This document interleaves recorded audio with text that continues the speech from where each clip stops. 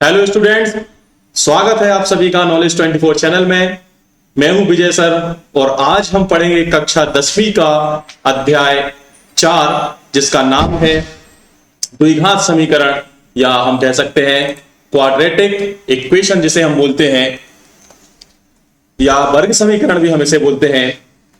पहले ये introduction class रहेगी, उसके बाद आप इसके 4.1, 4.2, 4.3 के कंप्लीट वीडियो देख पाएंगे। इंट्रोडक्शन वीडियो में हम सारे पार्ट्स कवर करेंगे, इंपॉर्टेंट कॉन्सेप्ट्स कवर करेंगे।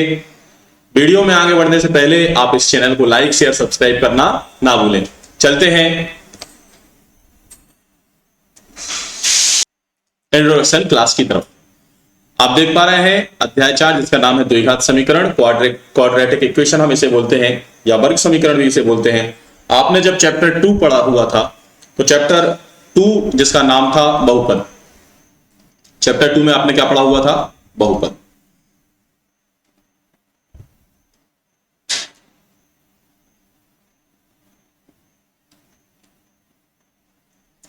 बहुपद में आपने बहुत सारे बहुपद पढ़े हुए थे। घात के आधार पर जब आपने बहुपद पढ़ा था तो घात के आधार पर on the basis of power आपने पढ़ा हुआ था द्विघात बहुपद जिसकी घात कितनी थी? 2 घात थी। आपने पढ़ा था द्विघात बहुपद। और द्विघात बहुपद आप किसे बोल रहे थे? जिसका स्टैंडर्ड फॉर्म आपने पढ़ा हुआ था ax² plus bx plus c। इसको आप किसके बराबर लिख रहे थे? px पॉलिनोमियल ऑफ x के बराबर। ये आपने क्या पढ़ा हुआ था? चैप्टर 2 में बहुपद पढ़ा हुआ था। अब बहुपद और समीकरण, द्विघात बहुपद और द्विघात समीकरण में कितना केवल यह फर्क रहेगा कि जो द्विघात बहुपद था उसमें केवल एक ही पक्ष था, ax² plus bx plus c।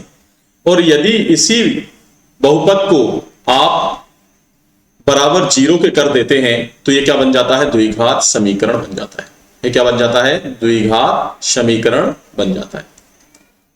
क्योंकि समीकरण में हमें 3 चीजों की जरूरत होती है। कोई भी समीकरण है वहां एक LHS रहेगा, एक समता अर्थात बराबर का निशान रहेगा और एक RHS रहेगा। तो जब आप ये 2 चीजें ऐड कर रहे हैं, एक समता बराबर का निशान और एक राइट हैंड साइड में 0, तो यही द्विघात बहुपद क्या बन जा रहा है? द्विघात समीकरण बन जा रहा है। द्विघात बहुपद में आपने पढ़ा हुआ था कि द्विघात बहुपद के शून्यक होते हैं। क्या होते हैं? शून्यक, जिनको आप जीरोस बोलते हैं। और शून्यक हमने पढ़े हुए थे कि चर के वह मान जो इस बहुपद को क्या बना दें? शून्य बना दें। चर के वह मान जो समीकरण को क्या बना दें? शून्य बना दें। वही क्या कहलाते थे? शून्यक कहलाते थे।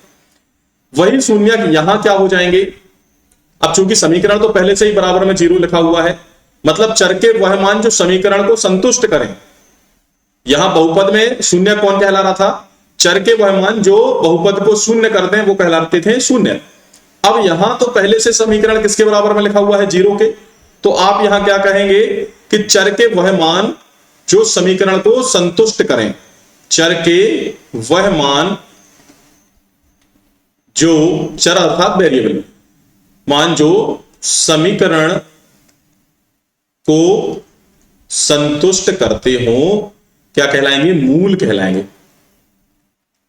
क्या कहलाएंगे? यहां पर मूल कहलाएंगे या रूट्स हम इंग्लिश में इसको बोलते हैं। तो बहुत से लोगों को ये डाउट होता है कि शून्यक और मूल तो एक ही चीज है। बिल्कुल एक ही चीज है शून्यक और मूल, लेकिन शून्यक कहां उपयोग होगा? बहुपद में। और मूल कहां उपयोग होगा? वही चीज मूल है, वो मूल कहां उपयोग होगा? आपका समीकरण में। द्विघात समीकरण किसी भी समीकरण में वह उन्हें क्या बोलेंगे? मूल बोलेंगे।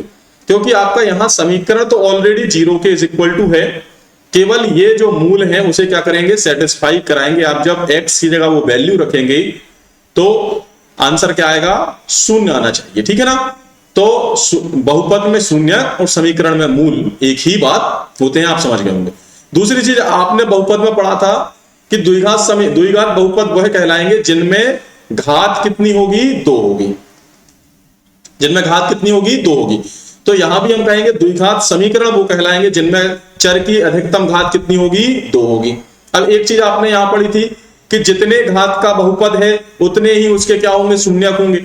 यदि 2 घात का बहुपद है तो शून्यक भी कितने होंगे? 2 होंगे। तो यहां भी वो बात आ जाएगी कि अधिकतम, ये बात अधिकतम की चल रही है। बात किसकी चल रही है? अधिकतम की। तो ऐसे ही समीकरण में भी, द्विघात समीकरण में भी यदि हम अधिकतम मूल की बात करें तो जितने घात का वो समीकरण, दो घात का समीकरण है, इसलिए वहां पर मूल भी कितने होंगे, दो होंगे, अधिकतम मूल दो हो सकते हैं। चलिए, ये आपने बहुपद से समीकरण में कंपैरिजन करके देख लिया। ठीक है, अब हम चलते हैं थोड़ा सा इसकी डेफिनेशन की तरफ। डेफिनेशन कह रही है कि समीकरण px इक्वल टू 0, px मतलब p for polynomial of x is equal to हम क्या कर रहे हैं, 0 कर रहे हैं, तो वो समीकरण बन जाता है। यदि किसी पॉलिनोमियल को हम बराबर 0 करते हैं तो वो क्या बन जाता है, समीकरण। जहां px क्या है, घात 2 का एक बहुपद है। क्या है, घात 2 का एक बहुपद है, तब वो क्या कहलाता है, द्विघात समीकरण कहलाता है। चलिए, क्या होता है, हम डेफिनेशन इसलिए पढ़ रहे हैं, कभी कभी सत्य असत्य, ट्रू फॉल्स, या फिर हाँ ज्यादातर सत्य असत्य में या कोई वैकल्पिक उसमें सीधी डेफिनेशन रख दी जाती है, और फिर वो बच्चों को ये समझ में नहीं आता है कि ये क्या लिखा हुआ है। तो जब आप डेफिनेशन पढ़ेंगे तो कभी सत्य असत्य, ट्रू फॉल्स भी आते हैं, या फिल इन द ब्लैंक्स आते हैं, तो आप इनको आसानी से कर सकते हैं। ठीक है ना। यदि सीधा सीधा यही सत्य सत्य में आ जाए कि समीकरण px इज इक्वल टू 0, जहां px घात 2 का बहुपद है, द्विघात समीकरण कहलाता है, तो फिर बच्चे उसको उन्हें भाषा के बारे में नॉलेज नहीं है गणितीय, तो फिर उन्हें प्रॉब्लम होगी। इसलिए हम इसको गणितीय भाषा के रूप में भी एक बार पढ़ रहे हैं। चलिए, इसके मानक रूप की बात करें, यहां से भी सीधा एक क्वेश्चन बन सकता है कि द्विघात समीकरण का मानक रूप क्या होता है। मानक रूप, या जिसको व्यापक रूप बोलते हैं, जिसको स्टैंडर्ड फॉर्म बोलते हैं, इसी को नॉर्मलाइजेशन फॉर्म भी बोलते हैं, तो वो क्या है, ax square plus bx plus c is equal to 0, जहां एक शर्त रखी गई है कि a का मान शून्य नहीं होना चाहिए। a का मान शून्य क्यों नहीं होना चाहिए, देखिए, a यदि शून्य हो गया तो ये जो ax स्क्वायर है, ये पद क्या हो जाएगा, ये टर्म क्या हो जाएगा, शून्य हो जाएगा। और यदि a 0 हो गया तो ये पद शून्य हो गया। पद शून्य होने के बाद ये क्या बचा, केवल bx प्लस c बचा। bx प्लस c पर घात कितनी है, केवल 1 की घात है, तो फिर वो द्विघात समीकरण नहीं बने पाएगा, वो केवल रैखिक समीकरण बन के रह जाएगा। इसलिए यहां पर एक कंडीशन लिखी गई है साथ में कि a का मान शून्य नहीं होना चाहिए। अब यहां पर लिखा हुआ है, जहां पर x क्या है, चर है, वेरिएबल है, a b c क्या है, वास्तविक संख्याएं या रियल नंबर्स जिनको हम बोलते हैं। तो आप देख पा रहे हैं कि a यहां पर किसका गुणांक है या कोफिशिएंट है, x स्क्वायर का, b किसका कोफिशिएंट है, x का, और c कौन है, एक अचर पद है। क्या है, एक अचर पद, या जिसको हम बोलते हैं कांस्टेंट। ठीक है ना। चलिए, अब आप इंट्रोडक्शन समझ गए होंगे। इसके बाद हम नेक्स्ट चलते हैं। एक क्वेश्चन है, इसको क्वेश्चन को हम करके देखते हैं गणितीय रूप में। इसे हमें व्यक्त करना है, इस सिचुएशन को, इस स्थिति को हमें गणितीय रूप में व्यक्त करना है। आपके एनसीईआरटी का उदाहरण है यह। जॉन और जीवंती दोनों के पास कुल मिलाकर 45 कंचे हैं। जॉन और जीवंती दोनों के पास कुल मिलाकर 45 कंचे हैं। अब आप एक चीज का यहां पर ध्यान दें, जो भी हम द्विघात समीकरण हमने पढ़ा हुआ है वो एक, उसमें केवल कितने चर हैं, केवल एक चर है, दो चर नहीं है। ठीक है ना। तो यहां आपको भूल कर भी ऐसा नहीं मानना है कि जॉन के पास कंचे x हैं, जीवंती के पास कंचे y हैं, ऐसा नहीं मानना है।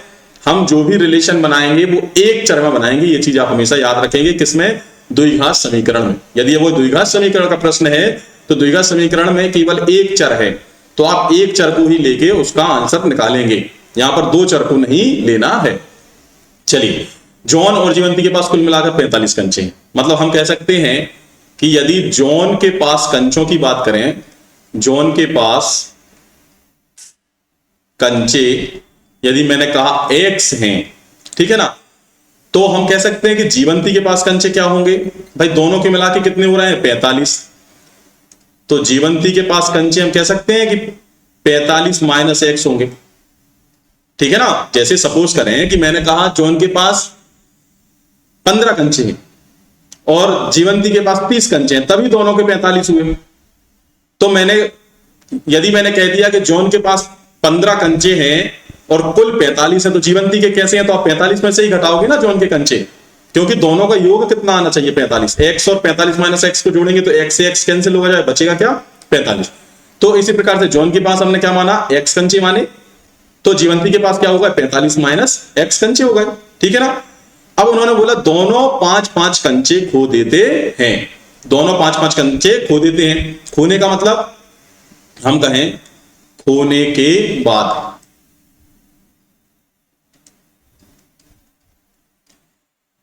यदि दोनों 5-5 कंचे खो देते हैं तो उनके पास कंचों का गुणनफल क्या हो रहा है, 124 हो रहा है।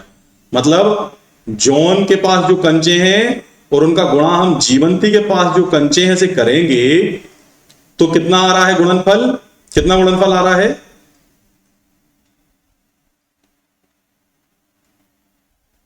124। कितना आ रहा है, 124। अब मुझे बताएं जॉन के पास x कंचे थे, 5 कंचे खोने के बाद कितना हो जाएगा, x माइनस 5। ये बात समझ पा रहे हैं। ऐसे जीवंती के पास कंचे कितने थे, 45 माइनस x। तो इसमें से -5 घटाएंगे क्योंकि 5 तो उसने खो दिए, तो 45 माइनस x हो जाएगा। और दोनों का गुणनफल जब हमने किया तो उत्तर क्या आया, 124 आया। ठीक है, इतनी बात समझ पा रहे हैं। हम यदि इसको हल करें तो ये हो जाएगा x माइनस 5, 45 में से 5 चले जाएंगे तो क्या हो जाएगा, 40 माइनस x। ठीक है ना, बराबर क्या है, 124 है।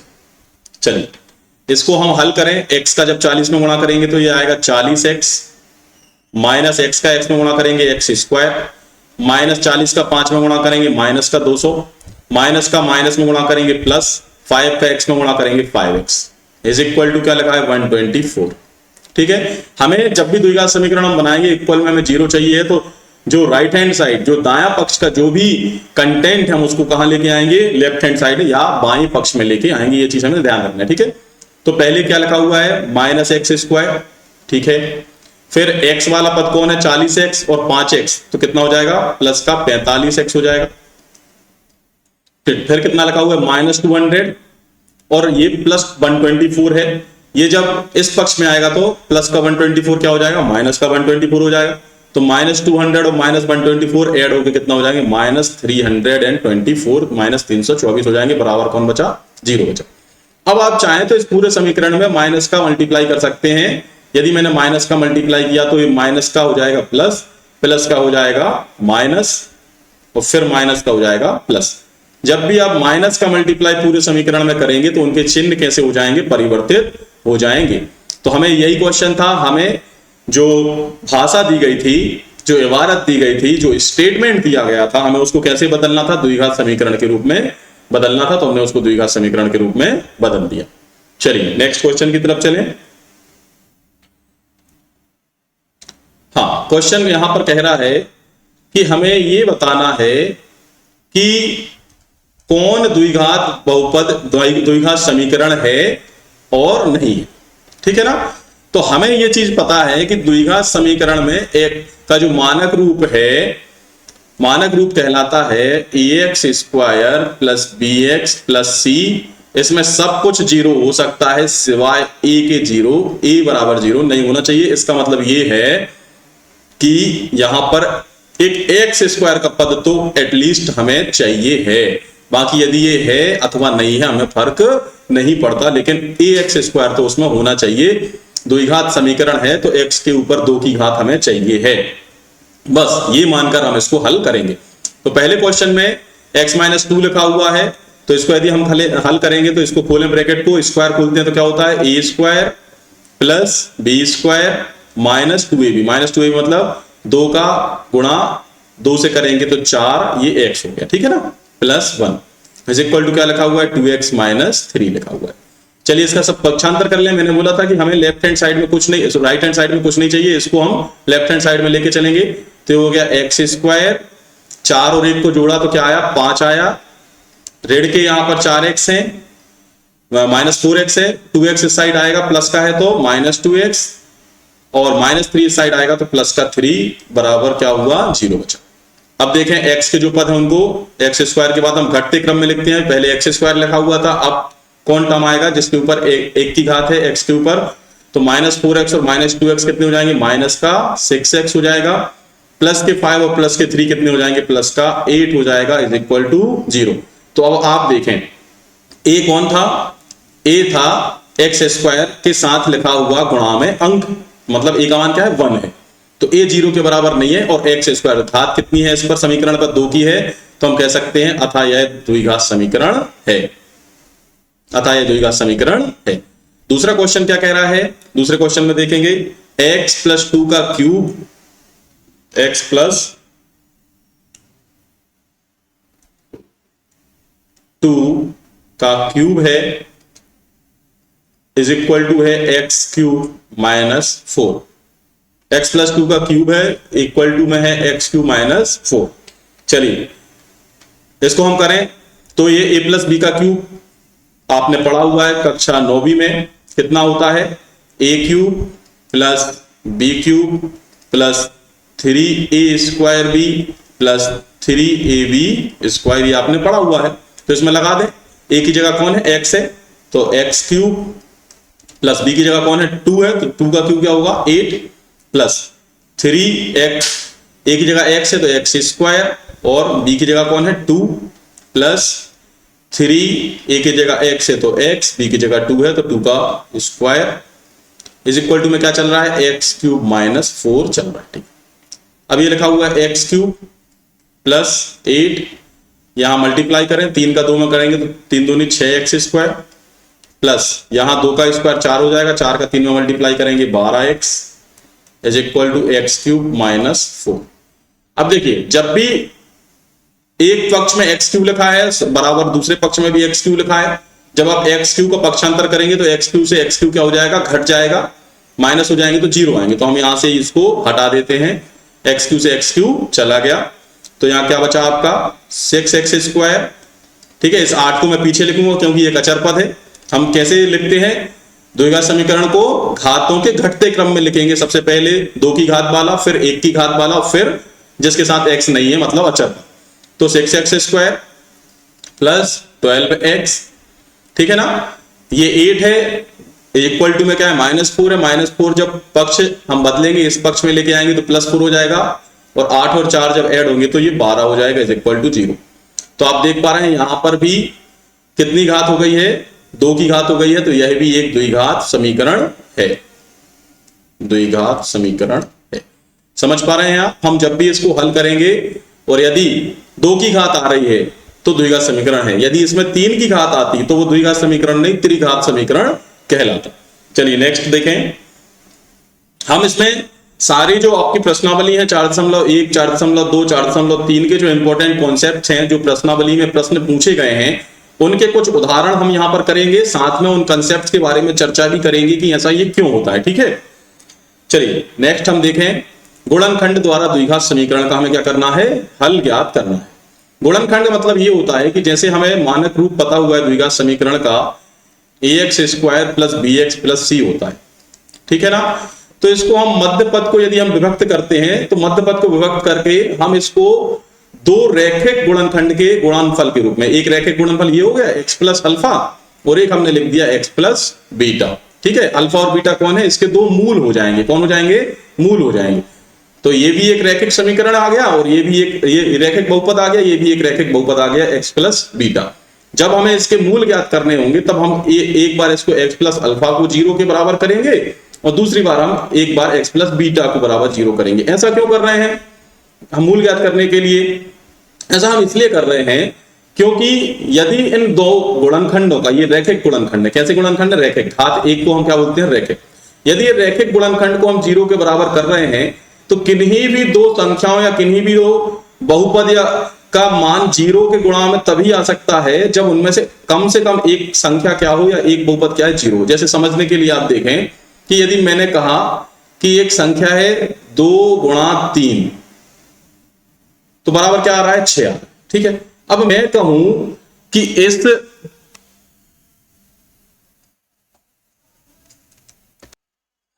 तो यदि मैं कहूं कि इसका मान यदि 2 संख्या यहां पर जैसे क्या आया था 6 आया था, अब मैं कहूं कि 2 संख्याओं का गुणा करें, क्या करें 2 संख्याओं का गुणा करें और गुणा में आंसर क्या आना चाहिए 0 आना चाहिए। तो 0 क्या आ सकता है, क्या आप सोचें कि क्या 2 संख्याओं को गुणा 0 आ सकता है, यदि उनमें से कोई 0 ना हो ऐसा असंभव है। यदि किन्हीं 2 संख्याओं का गुणा हमें 0 चाहिए है तो उनमें से एटलीस्ट एक संख्या तो 0 होनी चाहिए या दोनों संख्या 0 है तो भी चलेगा। मतलब कि आप लिख रहे हैं यदि 0 गुणा में कुछ भी है 5 है तब तो आंसर क्या आएगा 0 आएगा, या फिर दोनों संख्याएं क्या होंगी 0 हो तब ही आंसर 0 आएगा। इसलिए हम इन दोनों को काय के बराबर करते हैं, या तो पहली संख्या 0 है या दूसरी संख्या 0 है, तभी इन दोनों रैखिक गुणनखंडों का गुणनफल क्या आएगा 0 आएगा। या तो इसको 0 के बराबर होना पड़ेगा या इसको 0 के बराबर होना पड़ेगा, तभी आपका आंसर क्या आएगा जीरो आएगा। चलिए ये कंसेप्ट आप समझ पा रहे हैं। अब इसका उदाहरण लिखा हुआ है कि हमें इस 6x² minus X minus two बराबर जीरो के क्या निकालने हैं, गुणनखंड ज्ञात करने हैं। 6x² minus X minus to.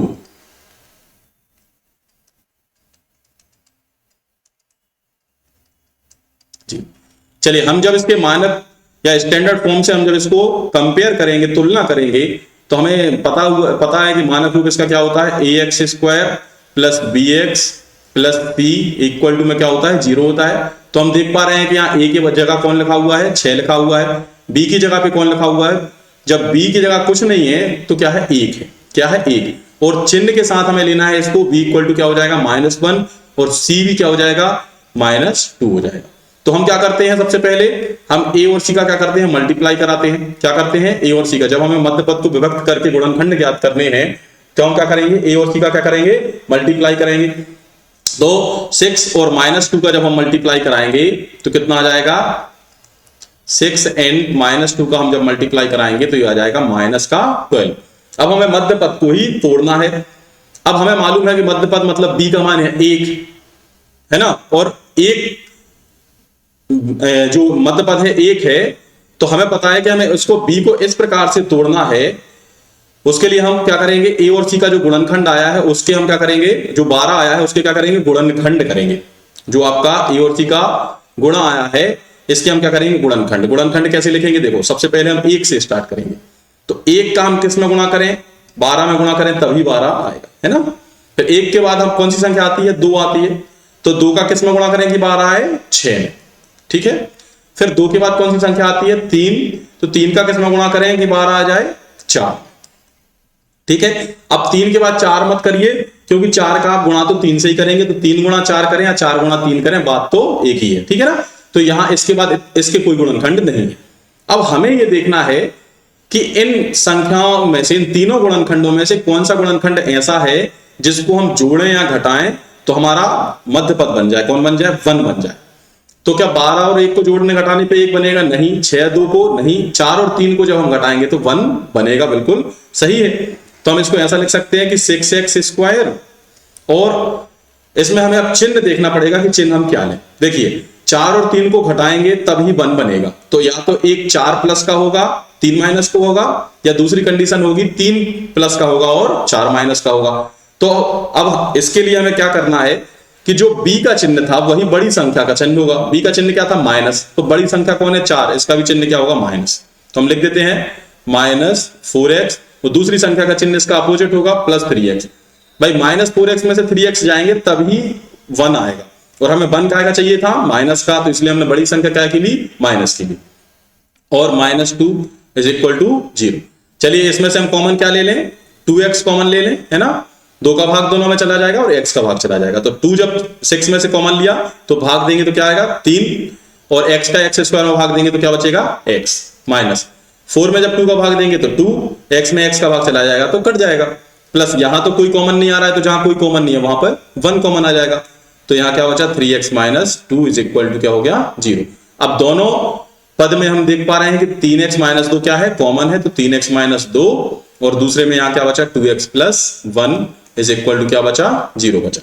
अब हमें पता है कि यदि हमें क्या निकालना है, इसके मूल ज्ञात करने हैं। ये तो हो गए गुणनखंड। यदि गुणनखंड की पूछते तो यहां तक आंसर हो गया गुणनखंड का। अब हम यदि मूल ज्ञात करने हैं तो 3x - 2 का मान बराबर क्या होना चाहिए, 0, या 2x + 1 का मान काय के बराबर होना चाहिए, 0 के बराबर होना चाहिए। जब 3x - 2 बराबर 0 करेंगे तो 3x बराबर क्या हो जाएगा, 2 हो जाएगा। तो यहां तो x = क्या आ गया, 2/3 आ गया। या जब 2x + 1 बराबर 0 किया तो 2x = -1 आया, और x = हो जाए -1/2। तो ये द्विघात समीकरण के कितने मूल हो सकते हैं, अधिकतम 2। तो आपको दोनों मूल या दोनों रूट्स यहां पर निकल के आ गए, 2/3 और -1/2। चलिए आगे चलते हैं। क्वेश्चन है द्विघात समीकरण के हमें मूल ज्ञात करने हैं। चलिए इसको भी हम क्या करें, सबसे पहले यहां पर ABC कौन हो जाएगा, a का मान हो जाएगा 3, b का मान हो जाएगा -2√6, प्लस c का मान c का मान कितना हो जाएगा, 2 हो जाएगा, ठीक है ना। तो ए और सी का जब हम मल्टीप्लाई करेंगे तो कितना आएगा, ए और सी का मल्टीप्लाई 3 और 2 का मल्टीप्लाई करेंगे तो 6 आ जाएगा। अब हमारा मध्य पद को हमें ऐसे तोड़ना है कि जब उनका गुणा करेंगे तो 6 आ जाए, है ना। तो आपको सीधा दिख रहा हुआ है 2 करणी 6 लिखा हुआ है, तो यदि हम इसको √6 लिखेंगे, है ना भाई, √6 प्लस √6 कितना हो जाएगा, 2√6 हो जाएगा। और जब इनका √6 और √6 का हम मल्टीप्लाई करेंगे तो कितना आएगा, 6 आ जाएगा। तो वही हो रहा है, कोई दिक्कत वाली बात नहीं है, सामने बिल्कुल लिखा हुआ है। तो हम इसको लिखें 3x² माइनस √6x और माइनस √6x, है ना। 2 बार तोड़ दिया इसको, 2√6 थे तो एक बार एक √6 आ गया, माइनस √6 आ गया। जब इन दोनों √6 को जोड़ेंगे तो कितने हो जाएंगे, -2√6 हो जाएंगे। और जब इन √6 और √6 का मल्टीप्लाई करेंगे तो वो a गुणा c के बराबर आना चाहिए, मतलब 6 के बराबर आना चाहिए। तो √6 और √6 का मल्टीप्लाई तो 6 आ ही रहा है, +2 = 0। तो कभी भी ऐसे रूट के क्वेश्चन आ जाए तो आप उसमें घबराए मत, वो एग्जामिनर भी आपको रूट डाल जरूर रहा है, लेकिन वो उसको इतना सिंपल देगा कि आपको कोई ज्यादा फैक्टर निकालने की जरूरत नहीं होगी, आप आसानी से उसको कर सकते हैं। चलिए यहां पर 3x² माइनस √6 है, तो कॉमन क्या आ जाएगा, आप x कॉमन ले सकते हैं, तो यहां आ जाएगा 3x माइनस √6, ठीक है। यहां पर माइनस है, दोनों में कोई कॉमन नहीं है, यहां पर दोनों में कोई कॉमन नहीं है। एक सेकेंड, क्या कुछ गलत किया हुआ है, 3x² माइनस 2√6 प्लस 2 है, हाँ ठीक है, 1 यदि ले लेते हैं तो 3x प्लस, इसको हम थोड़ा सा और एक्सपांड करेंगे। जैसे हमारा ये लिखा हुआ है 3, तो हम 3 को ऐसा भी लिख सकते हैं, √3 मल्टीप्लाई √3, ठीक है ना। 3 को हम कैसा लिख सकते हैं, √3 का 2 बार मल्टीप्लाई करेंगे तब भी हमारा 3 आ जाएगा, माइनस √6 को हम कैसा लिख सकते हैं तोड़ के, √3 मल्टीप्लाई √2 ऐसा लिख सकते हैं, माइनस इसको भी ऐसा लिख दें, √3 मल्टीप्लाई √2 प्लस 2 को हम कैसा लिखते हैं, √2 मल्टीप्लाई √2 लिख सकते हैं ऐसा। चलिए तभी हमारे कॉमन आएंगे और कॉमन आने के बाद सही फिर उसके फैक्टर बनेंगे। अब यहां पर आप देखें क्या क्या कॉमन आ रहा है, √3 कॉमन आ जाएगा और x कॉमन आ जाएगा, तो अंदर क्या बचा, एक √3 बचा और एक x बचा। यहां से √3 चला गया तो अंडर रूट में क्या बचा, केवल 2 बचा, x भी चला गया, माइनस यहां क्या कॉमन आ जाएगा, √2 है दोनों तरफ तो √2 आ गया, x भी लिखा हुआ था, तो यहां क्या बचा, √3x बचा। जब प्लस में से माइनस कॉमन लेते हैं तो क्या बचेगा, माइनस बचेगा, √2 चला गया है तो एक √2 यहां पर बचेगा।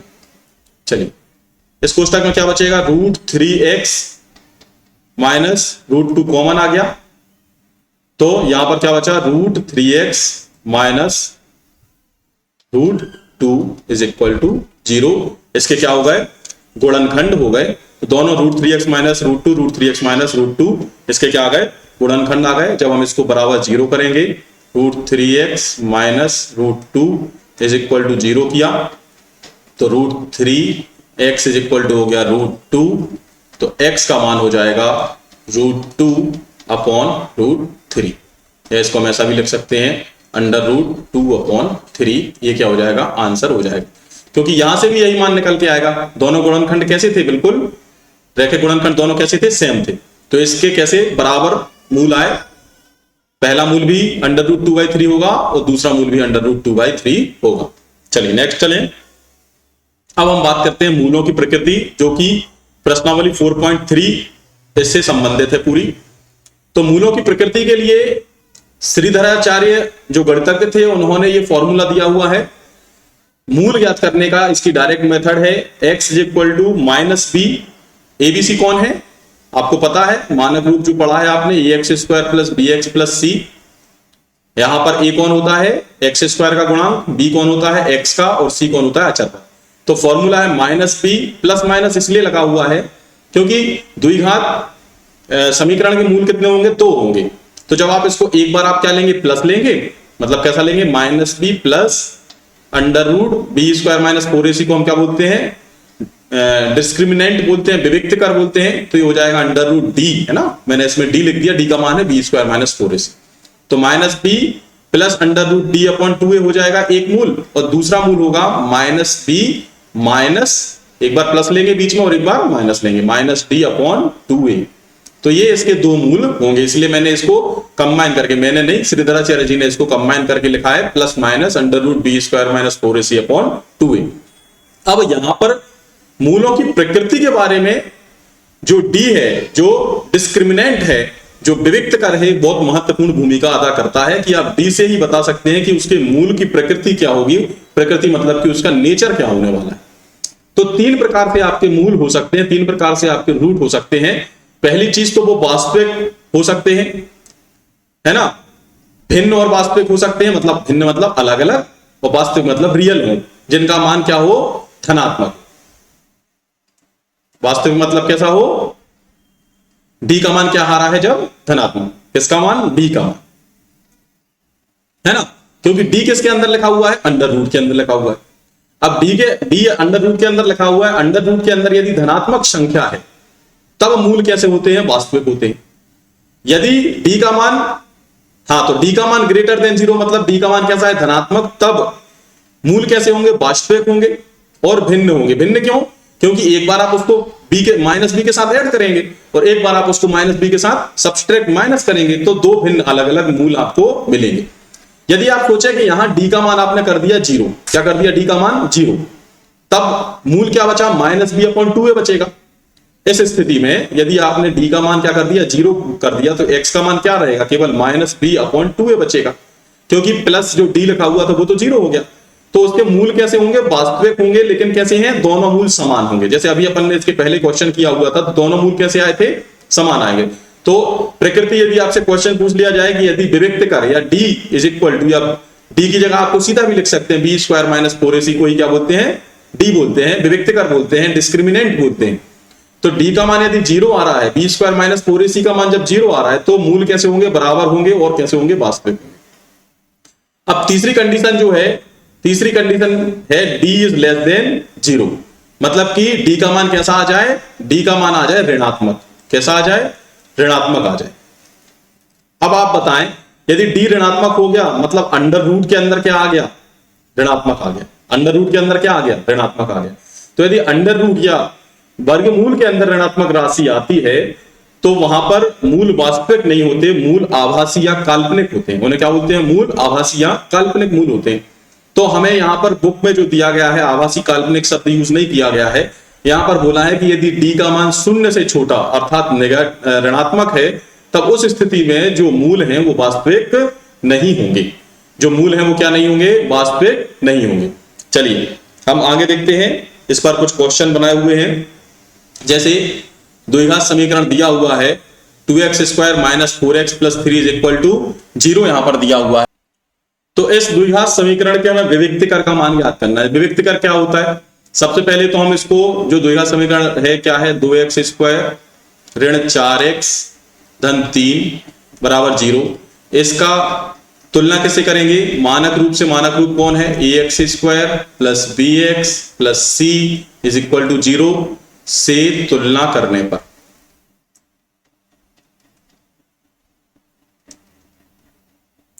a का मान कौन है, a का मान 2 है, b का मान कौन है, b का मान -4 है, और c का मान कौन है, 3 है।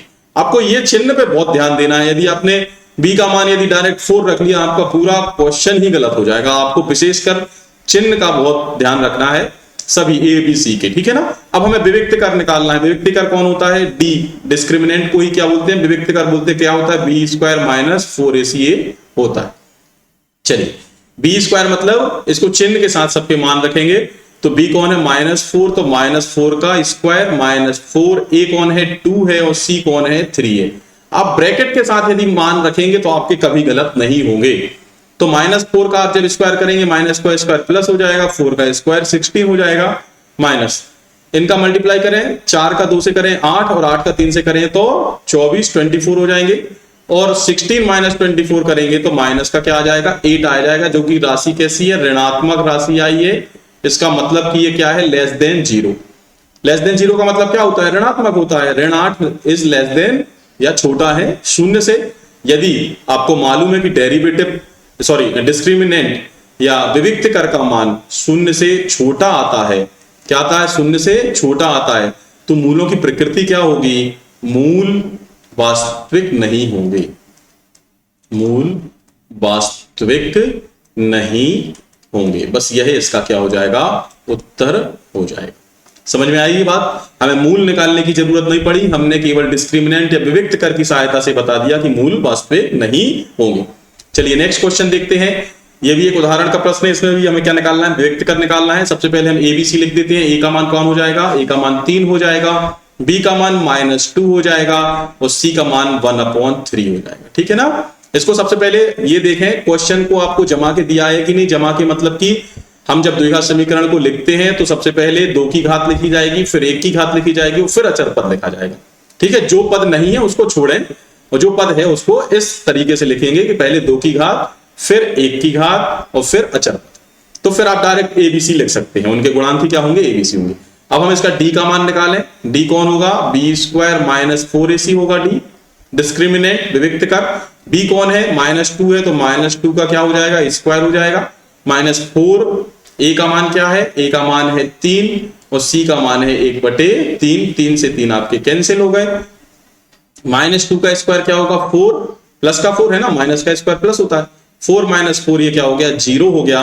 तो हमें पता है कि यदि 0 है D का मान यदि क्या है, 0 है, तो विविक्त कर का मान यदि 0 होता है तब मूल कैसे होते हैं, मूल बराबर होंगे एवं वास्तविक होंगे। भाई वास्तविक तभी होंगे जब D का मान, वास्तविक होने की शर्त रहेगी जब D का मान या तो 0 के बराबर है या 0 से बड़ा है, तब ही केवल आपके मूल कैसे होंगे, वास्तविक होंगे। यदि ऋणात्मक आ गया तो फिर आपके मूल वास्तविक नहीं होंगे। अब क्वेश्चन था कि यदि वास्तविक है तो उन्हें ज्ञात करिए। क्वेश्चन क्या है, यदि वास्तविक है तो उन्हें ज्ञात करिए। अब हमें पता है जब वास्तविक है तो D शून्य हो गया। हमारा क्वेश्चन, हमारा फॉर्मूला क्या था, x =